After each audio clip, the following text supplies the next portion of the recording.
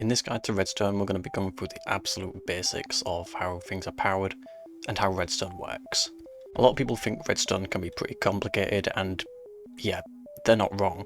But what a lot of people don't know is that redstone is pretty much just a lot of small mechanics bundled together to make one thing. We're not going to be going through too much that's complex today, just going to be going through a lot of the simple things, and eventually I'll show you how to make a simple piston door. These are the only components that's going to be covered in this video, just redstone dust, repeaters, torches, and the two types of pistons. You might know how a lever is switched on to power redstone dust when it's directed into something like a component like a piston, but there's some things underneath the redstone that some people don't really understand. This is a way to help visualize it a bit.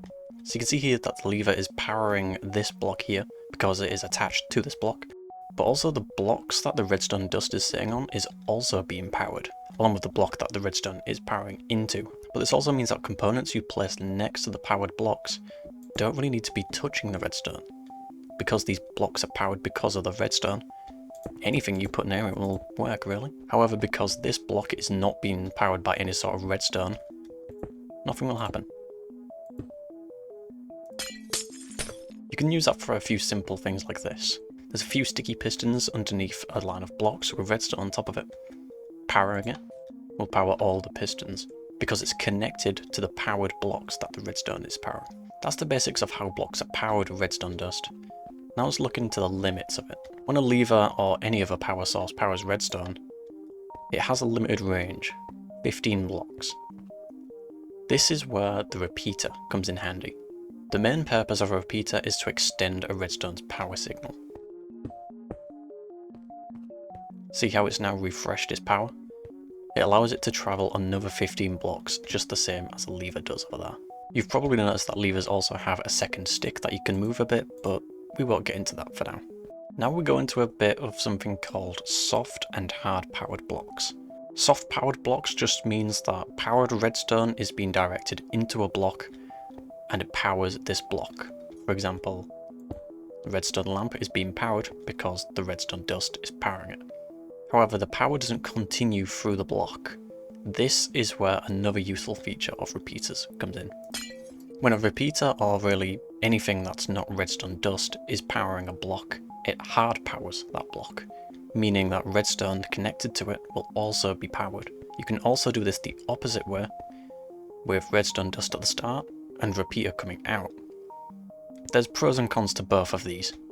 When you use a repeater to hard power a block, any redstone you put near it will be powered.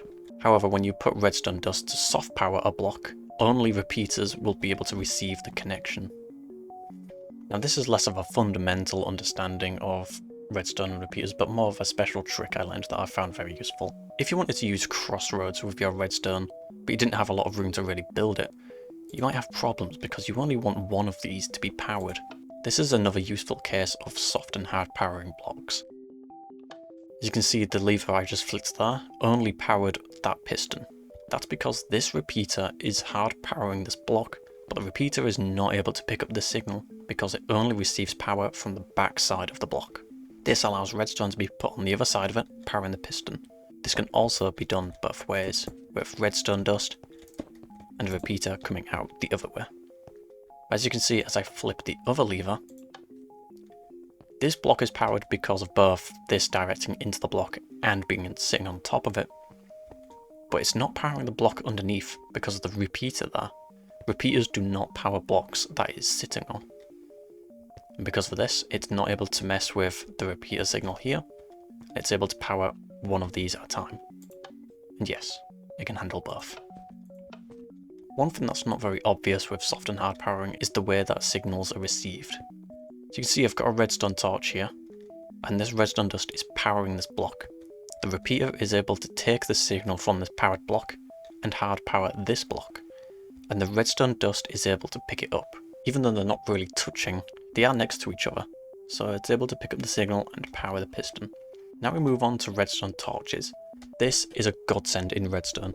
Without this, I don't think half the machines in the world would work. You can see that all the redstone that the torch is next to is being powered, but also the block on top of it. This block is being hard powered because it is above the torch. And you've probably noticed that it's not powering the block that it's sat on. Redstone torches don't power the block you attach it to. For example, as you can see here, the redstone dust is not lit. And now, the main reason why redstone torches are so useful. Inverting the signal. When the block that a redstone torch is sitting on is being powered, that turns the redstone torch off. This lets you activate sources of power to turn off other components. And this is how almost every piston door works. You see these blocks are not powered. That lets the redstone torch be active to power the redstone to direct into this piston, powering the block to activate this piston. You turn it on, and the pistons retract. The same pretty much works with a pressure plate, so you can kind of see where it's going from here.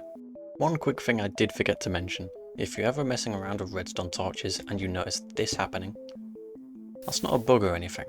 The reason this happens is because when the block above it is powered, it's powering the block that the redstone torch is sitting on, unpowering the block, and it kind of just goes in a loop like this until the redstone torch burns out.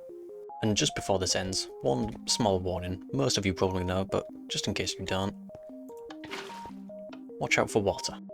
Redstone's worst nightmare. Now if we go all the way back to the beginning, we can make use of most of those principles we just used and put it into a piston door. And it might be a lot simpler than you think. Let's have a look inside.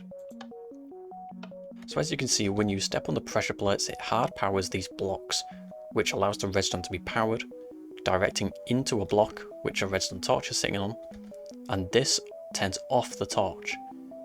This unpowers the block and the redstone dust sitting on it to retract the pistons. Let me just set an example and show you. So you can see that it's powered off, the redstone dust is off, the pistons are retracted. Piston doors can be really complicated if you don't know what you're doing, but it's really this simple. The only thing I didn't show is just to put another set of pressure plates on the other side. Just need a bit of redstone to connect it and that's it. There's a lot of different ways to do piston doors, but this is probably the simplest one. So I'm hoping you was able to find this helpful. A lot of redstone is just putting all these simple things together to make machines like this. And they can get a lot more complicated, but we'll go over the more complicated things in the future. I don't want to put too much in this video because it might overload you with information. We'll just take it slow. One thing I did forget to mention is, you probably know it already, but the difference between a piston and a sticky piston is that a piston can push, whereas a sticky piston can push and pull. And that's pretty much it. In the next video, we'll be going over the basics of comparators, the extra feature of repeaters, and other things of how blocks are powered, but not using concrete.